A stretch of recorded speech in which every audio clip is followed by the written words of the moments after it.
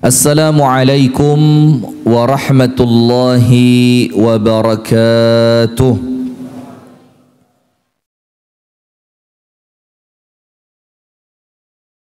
Innal hamdalillah nahmaduhu wa nasta'inuhu wa nastaghfiruh wa nastahdihi wa natubu ilayhi wa na'udzu billahi min shururi anfusina wa min sayyiati a'malina. Man yahdihillahu fala mudilla lahu wa man yudlil falan tajida lahu waliyyan murshida. Ashhadu an la ilaha illallah wahdahu la sharika lah wa ashhadu anna Muhammadan abduhu wa rasuluh sallallahu alaihi wa ala alihi wa ashabihi wa man wala. A'udzu billahi minasy syaithanir rajim. Ya ayyuhalladzina amanu taqullaha haqqa tuqatih wa la tamutunna illa wa antum muslimun. Allahumma anta rabbi la ilaha illa anta khalaqtani wa ana abduka wa ana ala ahdika wa wa'dika mastata'tu a'udzu bika min syarri ma sana'tu abu'u laka bi ni'matika 'alayya wa abu'u bi dhanbi faghfir li fa innahu la yaghfiru adh-dhunuba illa anta. Asbahna ala fitratil Islam wa ala kalimatil ikhlas wa ala dini nabiyyina Muhammadin sallallahu alaihi wasallam wa ala millati abina Ibrahim hanifan musliman wa ma kana minal musyrikin amma ba'du. Ustaz Ganang, assalamualaikum. Allahumma ma asbaha bi min ni'matin aw bi ahadin min khalqika faminka wahdaka la sharika lak falakal hamdu wa lakal syukru. Allahumma inna nas'aluka ilman nafi'a wa rizqan tayyiba wa amalan mutaqabbala amin ya rabbal alamin. Hadirin sekalian, ibu-ibu dan bapak-bapak yang semoga kita bersama dirahmati oleh Allah Subhanahu wa taala. Puji dan syukur alhamdulillah kita haturkan kepada Allah atas setiap limpahan nikmat yang Allah karuniakan kepada kita, sehingga di pagi hari ini alhamdulillah kita diberikan kesempatan oleh Allah untuk kembali bangun, untuk kembali mengisi pundi tabungan amal kebaikan kita. Dan alhamdulillah di pagi hari ini kembali kita diizinkan oleh Allah untuk istighfar, tobat kepada Allah Ta'ala. Karena banyak di antara kita yang gak sempet tobat keburu meninggal. Banyak di antara kita gak sempet nambah amal kebaikan, amalnya belum cukup, wis kadung meninggal. Nah maka alhamdulillah kita di pagi hari ini oleh Allah dikasih kesempatan minimal untuk dua. Kalau masih punya dosa, cepet-cepet tobat sebelum mati. Kalau merasa amalnya kurang, cepet-cepet ditambahi sebelum mati. Maka kita bersyukur kepada Allah dengan harapan semoga dengan syukur kita kepada Allah semacam ini, semua nikmat yang Allah berikan oleh Allah ditambah. Amin ya rabbal alamin. Berikutnya salawat beriring salam semoga tercurah dan terlimpahkan kepada uswah kita, suri tauladan kita dan kekasih kita bersama, Nabi besar, Nabi agung, An-Nabi Muhammad sallallahu alaihi wasallam, beserta seluruh keluarganya, beserta seluruh istrinya, beserta seluruh sahabatnya dan seluruh di antara umat dan pengikutnya yang senantiasa setia menjalankan sunnah, menjalankan tuntunan dan menjalankan ajarannya ila yaumil qiyamah. Hadirin sekalian, kami diberikan tema di pagi hari ini, insyaallah tidak panjang-panjang ya, kita mau ceramah sampai syuruk saja, yaitu tentang 3 kunci kebahagiaan. Ini ada hadis, ada ucapan Al-Imam Ibnul Qayyim Al-Jauziyah. Jadi tinggal kita pilih yang mana. Kalau disebutkan dalam hadis yang sahih, min sa'adatil mar'i, Rasulullah bersabda 3 kunci bahagianya manusia. Nomor 1, al-baitil wasi', dia punya rumah yang luas. Jadi punya rumah luas itu penting, dan dimaknai oleh para ulama dengan makna hakiki dan makna kiasi. Makna hakiki berarti omai betul-betul jembar, enak Pak. Karena kalau rumah kecil kadang-kadang di mana-mana ketemu dia, ini sumpek. Dek pawon ketemu, dek kamar ketemu, tidak ada tempat untuk menyendiri. Yang kedua, wal markabis sari', kendaraannya nyaman. Punya motor, punya kendaraan, punya mobil yang nyaman. Dan itu Rasulullah sendiri yang mengatakan itu salah satu kunci bahagianya manusia. Dan yang ketiga, wa an takuna lahu zaujatan salihatan tu'inuhu ala amri dini. Dia punya istri. Kalau untuk perempuan berarti dia punya suami yang senantiasa menolong dia untuk urusan akhiratnya. Sebagaimana sebagaimana Abu Dzar Al-Ghifari ketika punya istri tidak cantik, dalam tanda kutip ya, karena ini sahabat ya, tidak cantik, dinikahi dalam keadaan tidak lagi gadis, dan dia bukan seorang perempuan merdeka tapi mantan budak. Tapi istrinya Abu Dzar Al-Ghifari ini, apa kata Abu Dzar? Tuqidhuni idza nimt. Itu perempuan yang membangunkanku salat malam kalau aku ketiduran. Wa tusyajji'uni idza kasult. Itu perempuan yang senantiasa nyemangati aku kalau aku lagi lemes. Wa hiya allati tudzakkiruni idza nasit. Dan itu perempuan yang senantiasa mengingatkan aku kalau aku lupa. Nah, ini yang kita butuhkan. Nah, maka itu menurut hadis An-Nabi sallallahu alaihi wasallam. Jadi 3 kunci bahagia menurut Nabi Muhammad. Nomor 1, rumah yang luas. Tapi boleh jadi rumah yang luas ini maknanya bukan ukuran tapi kenyamanan. Tapi apa? Kenyamanan. Nomor 2, kendaraannya gak rewel. Kudanan mogok. Ini ndak nyenengin ini. Yang ketiga, istri salihah yang menolong dia dalam urusan agama. Nah, tapi di pagi hari ini saya tidak mau bicara tentang hadis itu. Bukan berarti hadis tidak mulia, jauh, tidak, sangat mulia.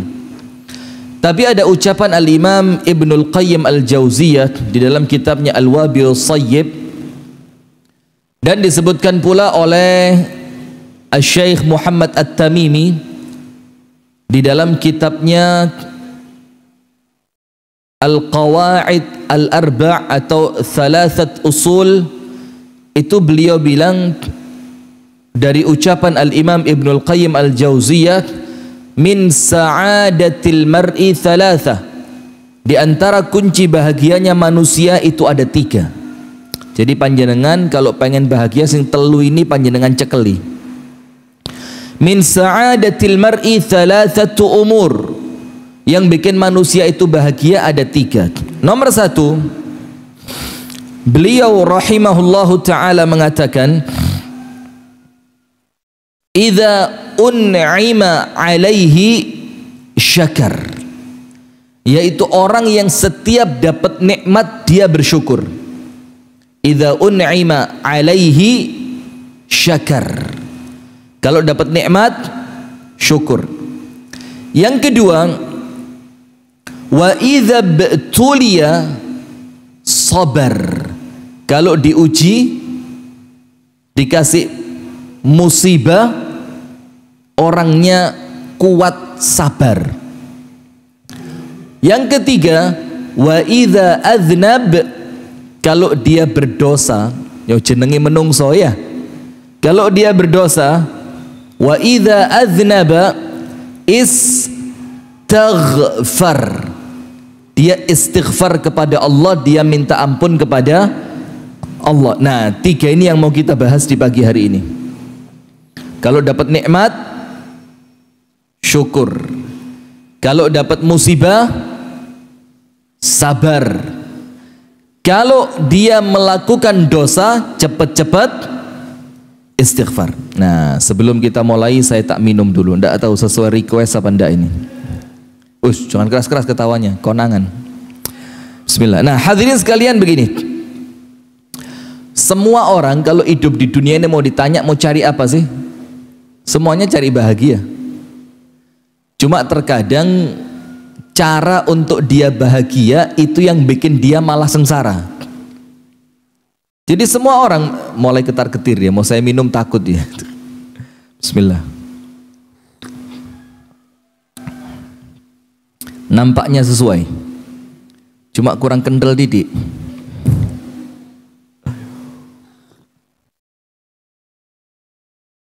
Jazakumullah khair. Semua orang di dunia ini kalau ditanya kepingin apa, jawabannya apa? Kepingin bahagia. Orang itu sudah punya rumah satu, dorong lego, kepingin rumah dua. Dikira dia dengan punya rumah dua dia bakal bahagia, ternyata enggak. Saya barusan ketemu teman di Malang, kira-kira 3 hari apa 2 hari yang lalu. Baru kejadiannya 2 atau 3 hari yang lalu. Dia bilang, saya ini semakin kaya kok semakin sengsara katanya. Saya bilang, saya enggak kaya-kaya amat tapi bahagia. Terus saya tanya, kenapa kok makin kaya makin sengsara? Dia itu tinggal di komplek perumahan. Dia punya rumah satu di situ dan punya 2 tanah kosong di tempat itu. Antum tahu enggak, tanah kosongnya yang 2 ini mesti jadi gegerane Pak RT. Kenapa? Enggak pernah dibersihkan, rumputnya tinggi, khawatir menjadi sarang ular. Akhirnya bingung dia, baru 2 bulan dibersihin, tinggi lagi, cari orang bersihin lagi. Nanti ketika dia keluar kota nggak sempat bersihin, ditegur lagi sama Pak RT. Mikir dia, loh, aku iki tambah soge kok tambah soro. Dia mau tonggo teparut, diparani Pak RT, bingung cari tukang bersih-bersih kebun. Nah, maka itulah hadirin, hakikatnya apa? Kadang-kadang kita ini kepingin bahagia, tapi ternyata cara yang kita cari untuk supaya kita bahagia itu keliru. Akhirnya apa? Semakin kepingin bahagia ternyata semakin sengsara. Koruptor itu ya, tambah soge. Sekarang saya mau tanya dulu, kalau ada tolong saya diberitahu. Mudah-mudahan ini jadi tambahan ilmu ya, amin. Tapi nampaknya tidak ada. Carikan untuk saya 1 koruptor yang tidak punya selingkuhan. 1 aja koruptor yang orangnya itu korupsi, maling, makan uangnya rakyat, dan kemudian tidak punya gendaan. Coba di Blitar ada apa enggak? Ya Pak Ustadz Ganang, ada apa enggak kira-kira? Panjenengan enggak koruptor panjenengan. Ada enggak kira-kira hadirin? Enggak ada. Karena jalan untuk mencari kebahagiaan yang dia cari itu jalan yang keliru. Nah, sementara sekarang lihat, Allah Subhanahu wa taala menjelaskan kepada kita dalam surat Thaha ayat 123. Ini kunci, sudah kunci. Nanti saya sebutkan beberapa ayat yang kemudian dari beberapa ayat ini panjenengan bisa kembangkan sendiri. Silahkan dikembangkan sesuka panjenengan, karena insya Allah penafsiran panjenengan tidak akan jauh dari penafsirannya para ulama. Karena ini bukan termasuk ayat mutasyabihat, ini termasuk ayat apa? Muhkamat, sing insya Allah semua orang yang baca ngerti makna dan faham artinya. Nah, maka Allah Ta'ala berfirman dalam surat Thaha ayat 123, فَمَنِ اتَّبَعَ هُدَايَ fala yadhillu wala yashqa. Orang-orang yang mengikuti petunjuk kami, petunjukku, kata Allah. Apa petunjuknya Allah? Secara garis besar, ya syariat ini petunjuknya Allah. Ya apa panjenengan sholat, ya apa panjenengan dagang, ya apa panjenengan bertetangga, bagaimana panjenengan berumah tangga, bagaimana panjenengan bekerja. Itu ketika itu merupakan petunjuknya Allah yang Allah turunkan dalam Al-Quran dan As-Sunnah, maka Allah katakan famanittaba'a hudaya, orang yang mengikuti petunjukku yaitu Al-Quran dan As-Sunnah, fala yadhillu, tidak mungkin tersesat. Dan orang itu kalau tidak tersesat hidupnya bahagia. Orang itu kalau tidak kesasar tekonnya cepet. Orang itu kalau tidak tersesat, dia tidak akan buang waktu, tidak akan buang uang, tidak akan buang tenaga. Sementara kadang-kadang waktu yang terbuang sia-sia, uang yang terbuang sia-sia, tenaga yang terbuang sia-sia, itu menghindarkan manusia dari bahagia.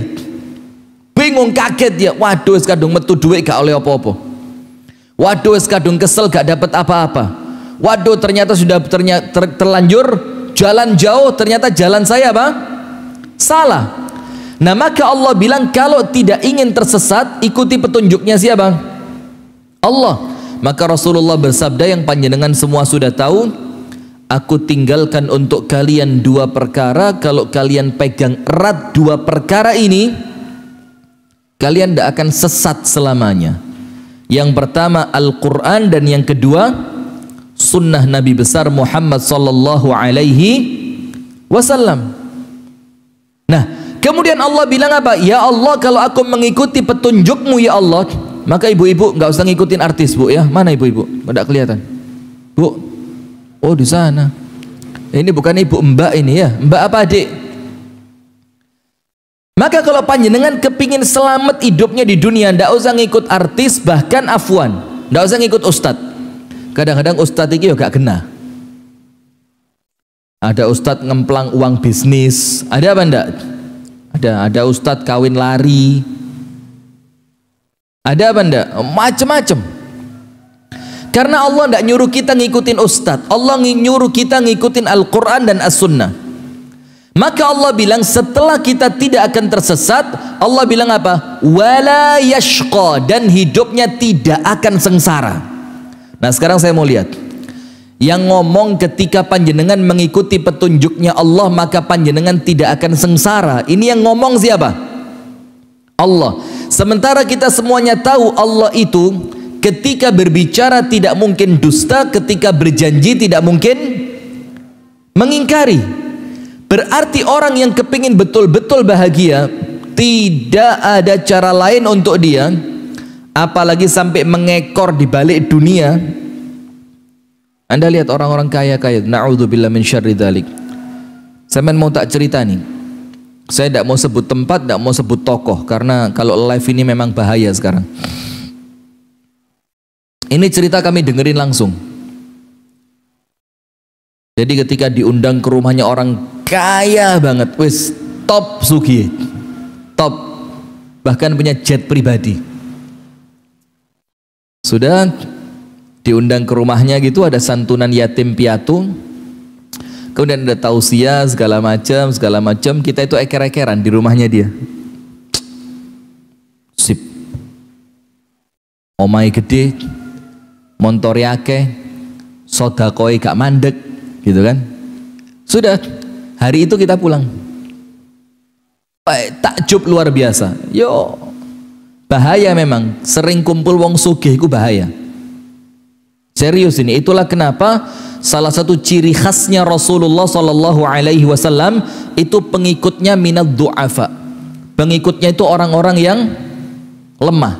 Supaya apa? Supaya senantiasa mendapatkan pertolongan Allah lewat mereka. Maka Rasulullah bersabda, ala wa innakum latunsaruna wa turzaquna illa bidu'afaikum. Kalian itu dapat pertolongan Allah, dapat rezeki dari Allah itu karena banyaknya orang lemah yang ada di sekitar kalian. Maka kalau kita ini hidup bersama mereka, Allah titipkan rezeki mereka lewat kita. Allah berikan kekuatan kepada kita untuk bisa nolong mereka. Tapi lek kumpulane wong soge sing ono mewek tok sampean mulih, aduh motor ku elek, omahku elek, sofa ku elek. Ndak bisa. Nah, sudah beberapa waktu setelah kita diundang itu hadirin, apa yang terjadi? Kita dengar beritanya baru belum lama. Ya kira-kira 1 atau 2 pekan setelah undangan itu, dia dituntut cerai oleh istrinya. Curhat ke salah seorang di antara kita. Wah, ana harus ketemu sama antum sekarang juga. Tidak bisa, jadwal pengajian. Loh, harus ketemu. Ditolak sama salah satu yang di WA oleh beliau tadi. Cari yang lain, ditolak lagi. Cari yang lain, ditolak lagi. Cari yang lain, ditolak lagi. Sampai akhirnya dia ngaku di WA itu, ana dituntut cerai sama istri ana. Kayaknya runtuh dunia ini. Kemudian setelah kita semuanya sama-sama tahu, kita mainin di grup WA. Kita bilang apa? Gelem gak punya harta seperti dia, tapi ujian rumah tangganya juga sama seperti dia? Kita bilang, oh lah, ndak mau. Ndak mau. Mendingan ngene-ngene aja tapi rumah tangga bahagia. Toh hartanya dia kita pakai juga. Kita kalau mau pengajian dikirimin mobilnya dia. Kita kalau mau ada acara dikirimin duit dari dia. Kita kalau mau makan diajak makan ke restoran mahal sama dia. Artinya rezekinya dia kita juga rasain, tapi musibahnya dia kita tidak ikut. Nah, artinya ketika panjenengan salah cari bahagia, yo itu yang terjadi. Karena bahagia itu tidak Allah letakkan pada harta, tapi untuk siapa yang mengikuti Allah dan Rasulnya. Itulah orang yang paling bahagia. Nah, kemudian yang kedua, dalam surat Thaha, tadi ayat berapa yang pertama? 123. Sekarang kita balik ke surat Thaha ayat 1. Allah Ta'ala berfirman, Thaha, ma anzalna alaikal qur'ana litashqa. Tidaklah kami turunkan Al-Quran ini, dalam tanda kutip, tidaklah kami turunkan syariat ini kecuali supaya kalian apa? Supaya kalian tidak susah hidupnya, supaya kalian tidak sengsara hidupnya. Disebutkan oleh ulama tafsir dalam kitab Ibnu Katsir, dikatakan apa? Ma anzalna alaikal qur'ana litashqa. Kami tidak turunkan Al-Quran itu supaya kalian sengsara. Artinya apa? Anzalna alaikal qur'ana litas'ad. Anzalna alaikal qur'an litas'ad. Kami turunkan Al-Quran ini untuk kalian supaya kalian bahagia. Nah, sementara kita sekarang, baru kemarin di Malang, Syekh Husain Jabir, adiknya Syekh almarhum Ali Jabir, itu mengatakan kualitas hidupmu itu dihitung dari apa? Mana lebih banyak kamu pegang antara HP atau Al-Quran. Jadi mana lebih banyak kamu pegang antara HP dan Al-Quran. Dari situ kualitas hidupmu bisa dilihat. Dari situ kualitas hidupmu bisa dilihat. Cuma sekarang kita ngeles. Apa kita ngelesnya? Loh Ustaz, Al-Quran ini kayak ini. Al-Qurannya di sini. Kitab-kitabnya di sini Ustaz. Azkar Imam Nawawi di sini Ustaz. Azkar sabah wal masa di sini Ustaz. Yo bedo. Karena di sini yo campur gambari perempuan ndak jilbaban yo ada lewat grup WA ya. Kadang-kadang kita ini ndak mau cari gambar itu, tapi dari grup WA melbu. Bahkan kadang-kadang yo TikTok yang kusruh-kusruh itu yo melbu ya. Dan tidak ada baiknya nyampur antara yang hak dan yang batil. Quran yo Quran. Azkar Imam Nawawi yo azkar Imam Nawawi.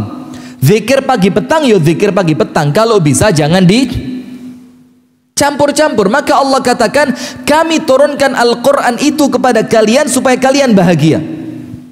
Cuma sayangnya kita tidak mau cari bahagia dari Al-Quran. Sampai ada seorang murid tanya kepada gurunya, Kam alayya min qiraatil Qur'anil yaumi. Wahai guruku, saya ini yang bener baca Quran sehari berapa sih? Jadi tanya sama gurunya, piro sing genah iku piro? Sak juz, 2 juz, 3 juz, 1 lembar, 2 lembar berapa? Gurunya jawab apa? Biqadri iradatika antas'ad. Sesuai keinginanmu untuk bahagia. Kalau kamu kepingin bahagianya banyak, ya baca Qur'annya harus banyak. Kalau kamu kepingin bahagianya sedikit, ya wacon didik, baca sedikit. Kalau kamu tidak pengen bahagia, tidak usah dibaca itu Al-Quran, maka sengsara hidupmu. Kemudian ayat yang terakhir sebelum kita pindah pada penjelasan ucapan Ibnu Qayyim Al-Jauziyah, Anda buka surah An-Nahl ayat 97. Surat apa? Toha 123, Toha ayat 1, An-Nahl berapa? 97. Di sini jelas Allah Subhanahu wa taala berfirman, man amila salihan, barang siapa di antara kalian, man di sini ini man syartiyah. Jadi nanti tanya Ustadz Ganang, ya, ini man di sini untuk apa? Syartiyah. Syartiyah itu syarat. Contoh gini, siapa yang lulus tak kasih hadiah. Maka supaya dapat hadiah caranya bagaimana? Harus apa? Lulus. Nah, dan ini yang ngasih syarat bukan orang tua kita, yang kadang-kadang syaratnya meleset. Wes lulus gak dikei. Kadang-kadang begitu. Siapa yang hafal Quran boleh cepat nikah. Wes apal. Bahkan bukan 30 juz, 34. Yuk gak dirabek-rabek, no. Ini bahaya ini.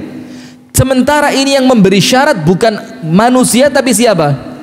Allah. Berarti kalau Allah yang kasih syarat, Allah adalah zat yang paling taat perjanjian. Kan begitu? Artinya ketika antum menjalankan itu, antum tahu tidak makna Allah itu dalam salah satu Asmaul Husna, Asy-Syakur. Apa salah satu Asmaul Husna itu apa? Asy-Syakur. Apa salah satu makna dari kata Asy-Syakur? Memberi balasan besar dari amalan yang kecil. Itu arti dari Allah Ta'ala itu zat yang paling pandai bersyukur. Jadi ketika panjenengan melangkah satu kepada Allah, Allah melangkah 10 buat panjenengan. Ketika panjenengan jalan kepada Allah, Allah berlari kepada panjenengan. Panjenengan mendekat satu jengkal, Allah mendekat satu hastaj. Jadi kita ini tidak pernah menang lawan Allah. Allah senantiasa jauh lebih baik, lebih dermawan, lebih keren, lebih semuanya. Nah, termasuk ketika Allah mengatakan dalam surah An-Nahl 97, man amila salihan, barang siapa melakukan amal soleh. Amal soleh itu apa? 2. Nomor 1, akhlasuha wa aswabuha. Yang paling ikhlas, yang paling benar, itu amal soleh. Jadi ikhlasnya harus paling kuat, sesuai sunnah nabinya harus paling kuat. Maka sekarang ini mohon maaf hadirin, kita jujur ya, dengan tema-tema ukhuwah yang senantiasa kita baca, yang senantiasa kita sampaikan, akhirnya umat ini bingung. Bingungnya apa? Kok saiki male-male kabeh-kabeh mali oleh. Zaman biyen ngene, oh ndak boleh itu menyelisih sunnah nabi. Sekarang oh ndak, itu khilaf. Dulu kalau ada acara apa, diadakan apa, oh tidak boleh, itu tidak sesuai dengan sunnah Nabi dulu. Sekarang gara-gara tema-tema ukhuwah dibilang, oh enggak, yo jangan bilang bid'ah ya akhi. Ada kok ulama yang mengatakan itu. Jadi umatnya bingung gitu loh. Kalau saya pribadi, saya sampaikan prinsip saya seperti apa, baru kemudian saya ajarkan murid saya untuk toleran kepada yang berbeda. Diurui dhisik. Ajarkan dulu yang benar yang mana, yang sesuai dengan apa yang kita yakini, yang paling dekat dengan Al-Quran dan As-Sunnah yang mana, baru ngomong sama muridnya. Tapi ingat, kalau ada yang berbeda dengan kita, ojo langsung di salah no. Nah kalau begitu kesian kita punya anak hadirin, bingung anak kita ini bapakku ini agamane apa? Kesian dia, maka harus punya prinsip. Nah, sementara Allah katakan man amila salihan, orang yang mengamalkan amal soleh. Amal soleh itu ikhlas dan sesuai dengan tuntunan siapa? Nabi besar Muhammad sallallahu alaihi wasallam. Dan Allah katakan min dzakarin au untha, baik yang melakukan itu laki ataupun perempuan. Jadi Islam itu tidak pandang gender dalam urusan akhirat, dalam urusan meraih surga. Rebutan lek perlu, Panjenengan tahu enggak? Ada seorang budak perempuan itu minta dikembalikan kepada tuannya yang lama gara-gara di rumah tuannya yang baru itu ndak ada sholat tahajud. Saking hebatnya orang di zaman salaf dulu. Jadi ada seorang budak tinggal di rumahnya laki-laki soleh dengan keluarganya. Mereka itu menghidupkan sepertiga malam, sak omah tangi kabeh, sepertiga malam yang terakhir. Ketika si tuan butuh duit, tuannya minta maaf sama budaknya tadi. Anda silakan buka dalam kitab Syiar A'lamin Nubala. Dijual sama tuannya, maaf ya saya butuh duit banget. Sebenarnya kami sayang sama kamu, keluarga kami cocok sama kamu, tapi ya apa, kami butuh duit, kami harus jual kamu. Dijual, dibeli sama temennya. Setelah sampai di rumah temennya, kemudian menjelang sepertiga malam terakhir, ini budak bangun. Saomai tuan yang baru tidak ada yang bangun. Kemudian budak ini teriak-teriak di situ. As-salat, as-salat, as-salat. Ayo salat, salat, salat. Kayak orang panik gitu. Tuannya bangun, istrinya bangun, terus bilang apa? Ahana waktu subuh. Apa sudah masuk waktu subuh ini? Langsung budaknya nangis di situ. Budaknya bilang apa? Ya Allah, saya ini barusan pergi dari rumah tuanku yang tidaklah mereka itu masuk waktu malam kecuali mereka sholat dan menangis dan baca Al-Quran. Dan aku sampai di rumah kalian yang tidaklah kalian sholat kecuali yang wajib. Itu sedih dia. Akhirnya dia minta dikembalikan kepada tuannya yang lama. Ini menunjukkan bagaimana amal soleh di masyarakat zaman dulu, Pak. Kalau dibandingkan kita, tidak bisa dibandingkan sama sekali. Itu budak padahal. Nah sudah, maka Allah bilang man amila salihan min dzakarin aw untha.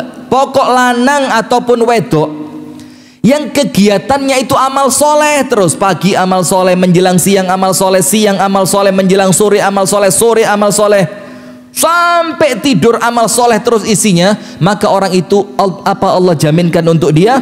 Falanuhyiyannahu hayatan thayyibat.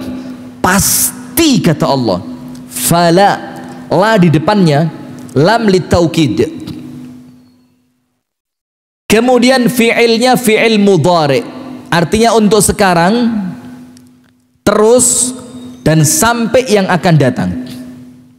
Kemudian apa?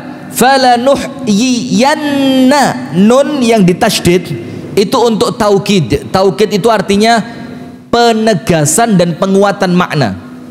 Maka Allah bilang, maka pasti sekarang dan selamanya, dan kepastian dari kami hidupnya pasti apa? Hayatan thayyibah, uripe mesti enak. Di rumahnya enak, di tempat kerjanya enak, di rumah siapapun enak, apapun pekerjaannya enak, apapun keadaannya pasti enak. Itulah kenapa ketika orang itu sudah taat kepada Allah Ta'ala, itulah ucapan Syekhul Islam Ibnu Taimiyah. Anda tahu Syekhul Islam Ibnu Taimiyah sampai dia itu bingung, ini musuh-musuh saya ini kepingin apa sih? Musuh-musuhku gitu loh, kepingin apa gitu loh. Dan itu yang sekarang mohon maaf ya, kita perlu sampaikan buat ustadz-ustadz kita yang ditangkap secara zalim ya, dan jerone hati mangkel betul. Cuma yang bikin kita semakin mangkel apa? Wis mangkel gak iso lapo-lapo. Wah itu kita nyesek di jerone dodo ini. Guru-guru kita yang langsung terjun ke akar rumput, yang memperjuangkan agama Allah, yang kita tahu sampai anak-anaknya bilang 24 jam untuk umat, 24 jam untuk umat, yang rumahnya sederhana, ndak punya mobil mewah, kemana-mana pakaiannya sederhana, dibandingkan koruptor sing gendaane akeh, rumahnya kakean, mobilnya ndak bayar pajak kadang-kadang. Itu diperlakukan seperti itu ulama kita. Waduh, tapi tidak khawatir. Kenapa? Allah itu ketika menguji manusia gak tahu keliru. Ada ndak Allah salah titip ujian? Tidak ada. La yukallifullahu nafsan illa wus'aha. Allah tidak akan membebani seseorang di luar batas kemampuannya. Maka ketika antum sama Allah diuji, berarti antum harus bahagia, berarti batas kemampuanku mengalahkan ujian ini. Begitu. Nah, maka Syekhul Islam Ibnu Taimiyah, karena kita yakin wala nuzakki 'ala Allahi ahada, tanpa kita menganggap suci seorang pun di hadapan Allah, tapi apa? Kita tahu beliau itu ahli ibadah, kita tahu beliau itu ahli ilmu, kita tahu beliau itu ahli zuhud, kita tahu beliau itu ahli jihad. Maka Syekhul Islam Ibnu Taimiyah mengatakan, ma yaf'alu a'da'u bi, ini musuh-musuh ini mau ngapain sih? Ini sudah tet syuruk ya, tuluk tidak boleh sholat, tunggu dulu 1/4 jam baru boleh sholat, karena tuluk ini waktu keluarnya tanduknya setan ya, yang Rasul katakan tunggu hunaihatan, tunggu sejenak sampai nanti 10 atau 15 menit baru boleh sholat apa? Syuruk. Nah sudah, Syekhul Islam sampai bingung, ini musuhku mau ngapain mereka ini? Iki mereka telapo gitu loh. Mereka mengatakan, wa in sajanuni fasijni khalwa. Kalau mereka itu masukin aku ke penjara, maka di penjara itu kesempatanku bermesraan, berduaan dengan Allah, tidak diganggu siapapun.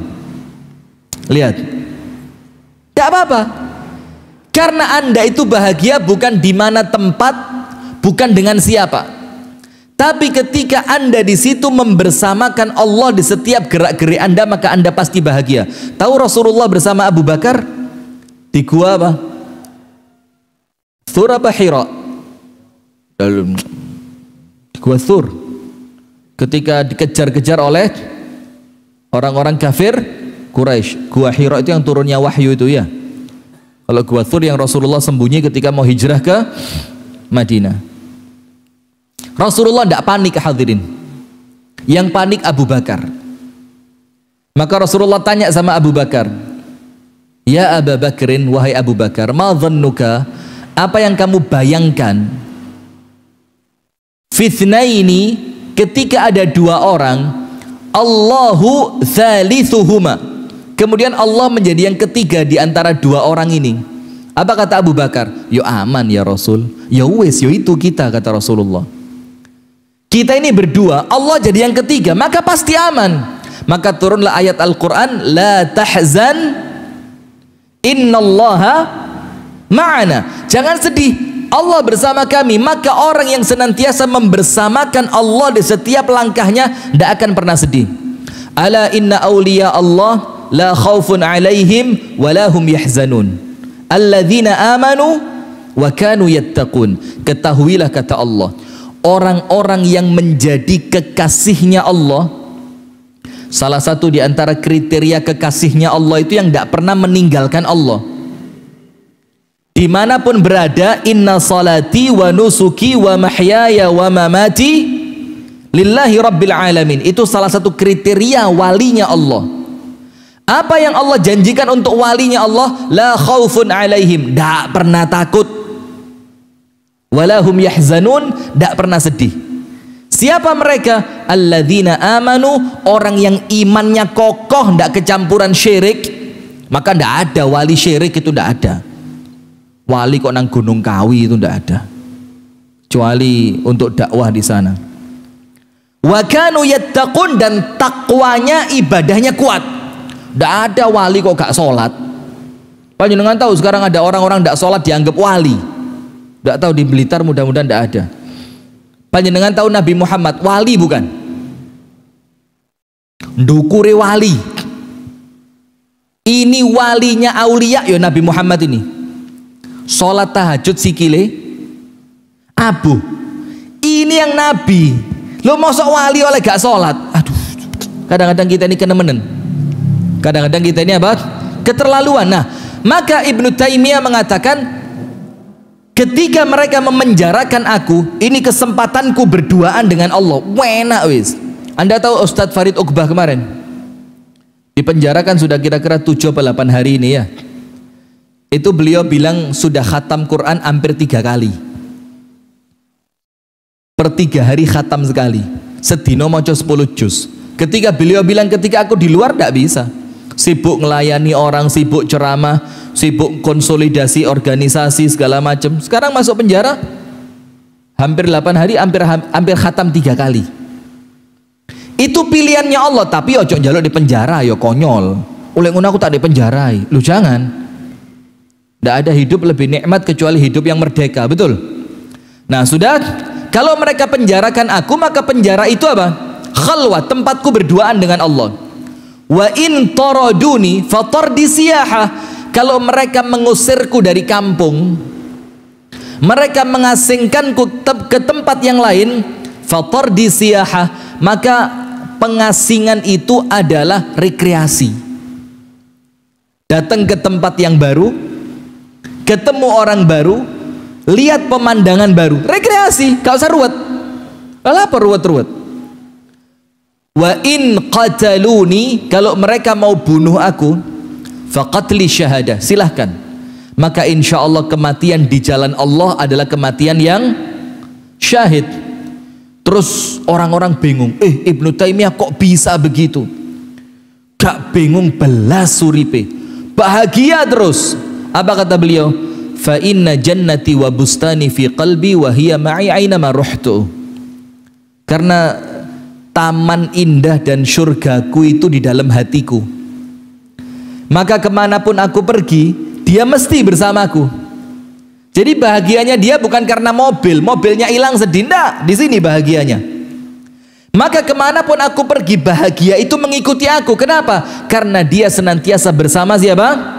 Allah. Maka dalam surah An-Nahl tadi Allah katakan, intinya amal soleh yang ikhlas karena Allah, sesuai dengan tuntunan Rasulullah, maka Allah yang jamin panjenengan pasti bahagia. Dan ingat, Allah bisa bikin panjenengan bahagia dengan harta ataupun tanpa harta. Allah bisa bikin Anda bahagia dengan istri ataupun tanpa istri. Allah bisa bikin Anda bahagia punya anak ataupun tanpa punya anak. Allah bisa bikin Anda bahagia sehat ataupun sakit. Allah bisa bikin Anda bahagia di rumah ataupun di luar rumah. Jadi Allah itu tidak ada Allahumma la mani'a lima a'taita wa la mu'tiya lima mana'ta wa la yanfa'u dzal jaddi minkal jaddu. Allah kalau sudah ngasih, siapa yang bisa nolak? Dan kalau Allah sudah menolak, siapa yang bisa ngasih? Maka wasiatnya Rasul kepada Abdullah bin Abbas ketika umurnya masih 8 tahun, apa Rasul bilang? Ya ghulam ihfazillahi yahfazka. Allah jogon sampean dijogo mbek Gusti Allah. Jadi orang-orang yang menjaga syariatnya Allah sama Allah pasti dijaga. Ihfazillaha tajidhu tujahak. Jagalah Allah, maka Allah akan senantiasa bersama dirimu. Maksudnya pertolongannya Allah akan senantiasa bersama kita. Wa idza sta'anta wa idza sa'alta fas'alillah. Minta apapun mintanya kepada Allah, tidak hina di mata manusia. Wa idza sta'anta fasta'in billah. Kalau minta tolongnya sama siapa? Allah. Kemudian Rasul bilang sama Abdullah bin Abbas, innal ummata law ijtama'at ala an yanfa'uka bi syai'in lam yanfa'uka illa bi syai'in qad katabahu Allahu lak. Ingat anak kecil, sak dunia ini kabeh manusia kompak untuk ngasih manfaat buat dirimu, mereka tidak akan bisa kecuali dengan manfaat kebaikan yang telah Allah takdirkan untukmu.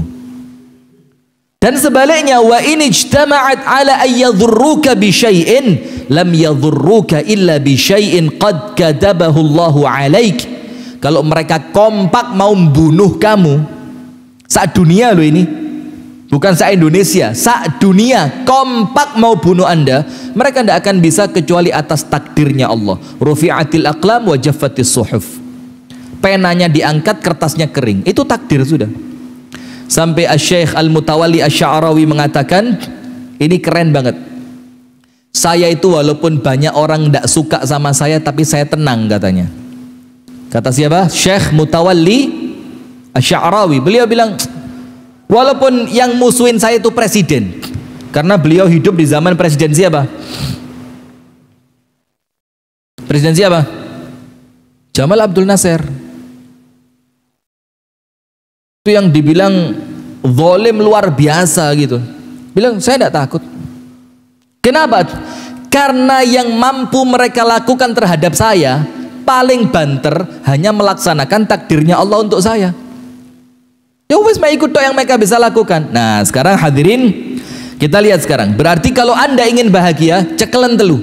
Nomor 1, idza u'tiya syakar. Kalau dapat pemberiannya Allah, dia pandai apa?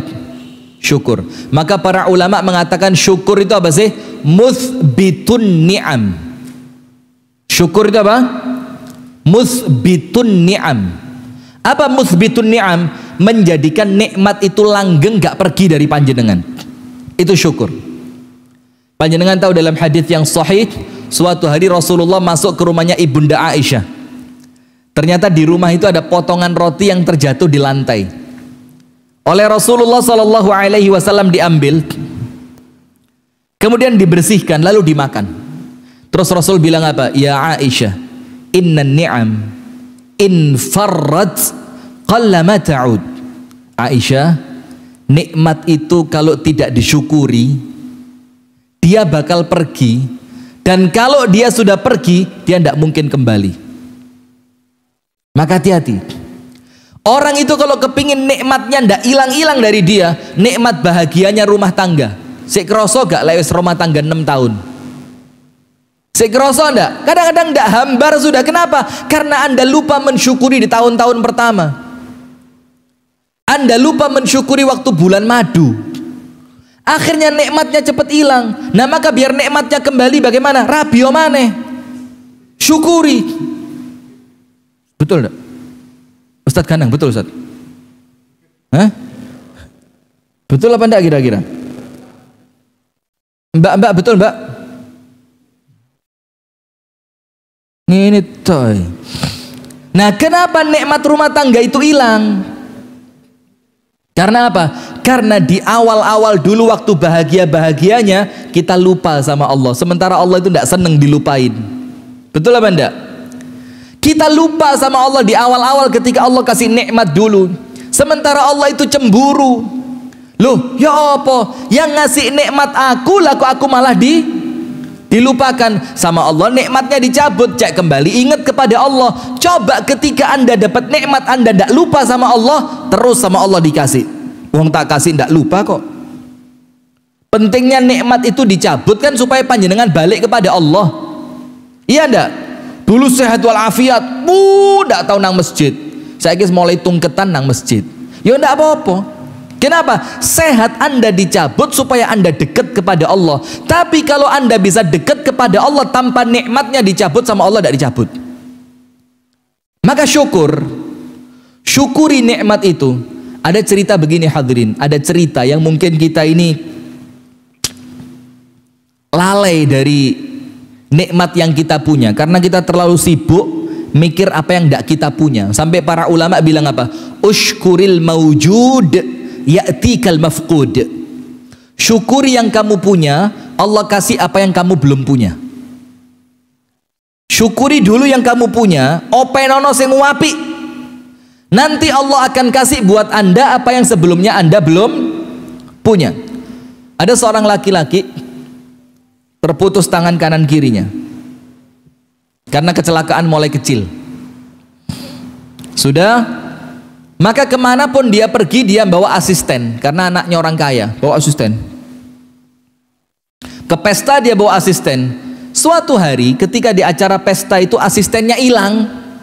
Namanya orang di acara pesta ya, cari makan sana cari makan sini, hilang asistennya. Dalam keadaan dia pengen ke toilet, dia mau ngetap, sudah cari tidak ketemu. Cari temen malu, mosok temen saya ajak ke toilet. Akhirnya dia manggil apa? Manggil adiknya dia yang diajak ke pesta itu. Ta'al ma'ila al-hammam. Ayo anterin saya ke toilet. Diantar sama adiknya. dibukain pintu toilet, kakaknya tadi yang tangannya terputus masuk, kemudian adiknya keluar, pintunya ditutup.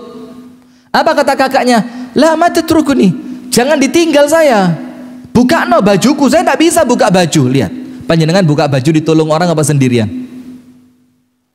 Pakai baju itu ditolong orang apa bisa sendiri? Sudah bersyukur? Tidak kerasa, karena nikmat itu terkadang baru terasa kalau sama Allah sudah dicabut. Sudah, setelah bajunya dilepasin, itu adiknya mau keluar. Kata kakaknya, loh jangan keluar, nanti yang nyawiin siapa? Nanti yang bersihin kotoranku siapa? Duduk adiknya di situ, Pak.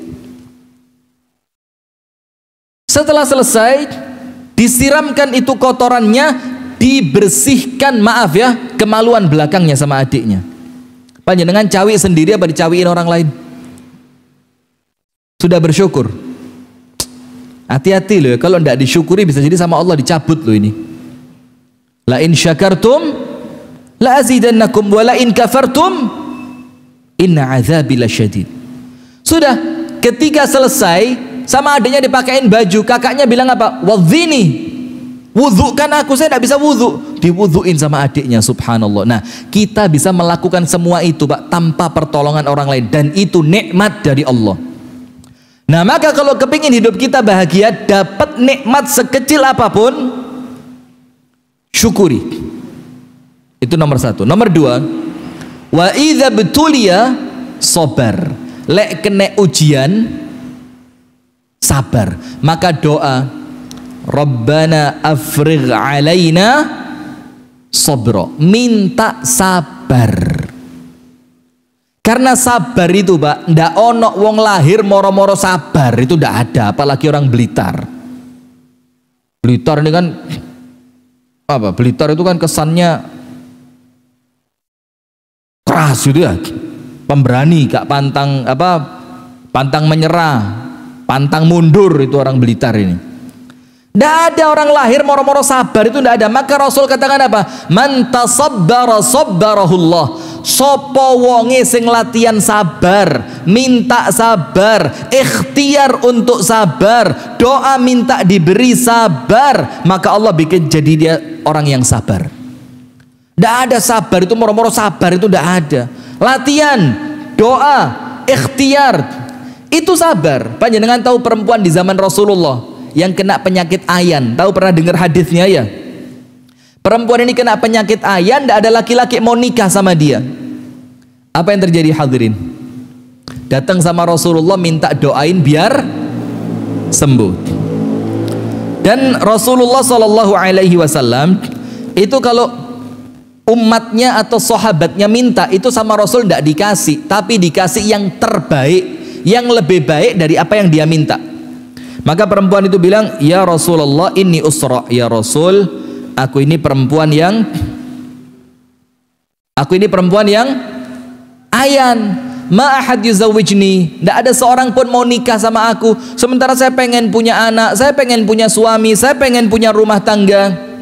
Ud'ullaha ayashfiyani, doain tolong ya Rasul biar Allah kasih saya sembuh. Rasul bilang apa? In syi'ti da'autullaha laki wa syufiti. Kalau kamu mau tak doain kamu sembuh, kalau mau. Tapi wa in syi'ti sabarti walakil jannah. Tapi kalau kamu mau sabar atas ujian ini, nanti kalau kamu mati masuk surga. Pilih mana? Pilih mana? Orang yang diuji sama Allah kalau dia sabar, tempatnya dia surga. Sampai akhirnya perempuan itu bilang apa? Wa ya Rasulullah idzan asbir. Lah begitu ya, mendingan saya sabar. Kalau saya meninggal sama Allah dijamin surga. Tapi ya Rasul satu, apa itu? Kalau ayanku kumat atakasyaf, auratku kebuka. Padahal seharusnya dia kalau auratnya kebuka tidak dosa dia kan? Kenapa? Karena auratnya terbuka dalam keadaan tidak sadar. Sementara orang sekarang sadar buka aurat.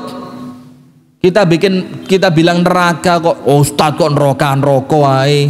Kita bilang surga kok empani kok gampang, heram surga nih. Iya. Ini tidak sadar saja, tidak rela auratnya kebuka. Maka doain saya ya Rasul, alla atakasyaf, supaya nanti kalau aku kumat, auratku tidak terbuka. Dan sama Rasul didoakan, dan mulai hari itu setiap dia ayan, auratnya tidak pernah kebuka. Sabar.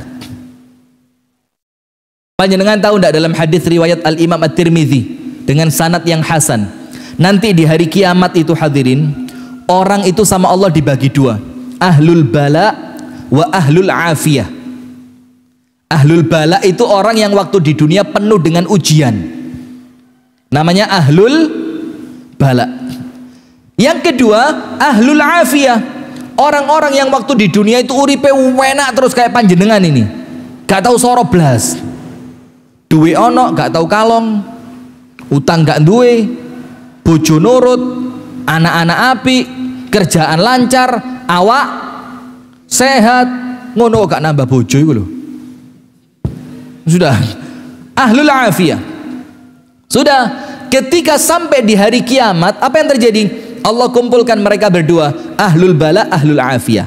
Yang pertama sama Allah dihisab siapa? Ahlul bala dulu. Allah tanya sama malaikatnya, ya malaikati hasibuhum, hisab mereka. Ternyata apa? Ya Rabbi, ma'indahumudz dzunub, mereka tidak punya dosa. Dosa entek.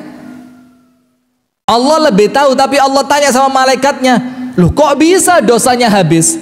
Habis ya Allah, karena waktu setiap mereka kena musibah mereka sabar, dan sabar ketika kena musibah itu menghapuskan dosa. Sudah akhirnya apa? Oh ya sudah, kalau mereka tidak punya dosa, langsung angkut kemana? Surga. Ahlul afiyah ngelihat Pak, lu kok enak sekali, hisabnya cuma ditanya punya dosa tidak punya, berangkat surga. Sementara ahlul afiyah dihisab rumahnya yang di pojok sebelah kiri, dihisab rumahnya di perumahan sana, dihisab rumahnya yang tidak kepake di sebelah sana, dihisab lagi mobilnya satu, dihisab lagi mobilnya dua, dihisab tentang anaknya yang keluar rumah malam-malam tidak dicari kemana, dihisab tentang istrinya yang senengannya senam joget poco-poco di pinggir puskesmas. Berat. Sementara mereka tidak pernah diuji, tidak ada penghapus dosa. Apa yang terjadi Pak? Ahlul afiyah, orang yang di dunia tidak pernah dikasih musibah sama Allah, itu nangis. Terus mereka bilang apa? Ya Allah, kembalikan kami ke dunia ya Allah, kasih kami musibah yang berat ya Allah, bahkan kalau perlu ya Allah, sisir daging kami dengan sisir besi supaya terlepas antara daging dan tulangnya. Kami rela ya Allah, tidak apa-apa, yang penting kami dapat seperti pahalanya orang yang waktu di dunia diuji. Lihat Pak, jadi ternyata ujian itu hebat, karena nanti di surga ada derajat surga yang tidak bisa dicapai dengan sholat, ada derajat di surga yang tidak bisa dicapai dengan puasa, tapi hanya bisa dicapai dengan apa? Sabar. Innama yuwaffas sabiruna ajrahum bighairi hisab. Hanya orang sabar yang dapat ganjaran surga tanpa hisab. Tanpa hisab. Panjenengan kalau tidak diuji sabarnya kapan? Iya apa enggak? Nah maka yang kedua, kalau kena ujian yang apa? Sabar. Sabar itu apa sih? Menahan diri untuk tidak marah atas ketetapan Allah, menahan lisan untuk tidak mengucapkan yang dimurkai oleh Allah, dan menahan perbuatan jangan sampai menampakkan murka atas apa yang Allah tetapkan buat kita. Jogo telu, lisan, hati, perbuatan. Jangan sampai ketika Allah menguji kita, nampak dari hati ketidaksukaan, nampak dari lisan kemurkaan, dan nampak dari perbuatan kita benci dengan ujian dari Allah. Sekarang yang terakhir, penutup.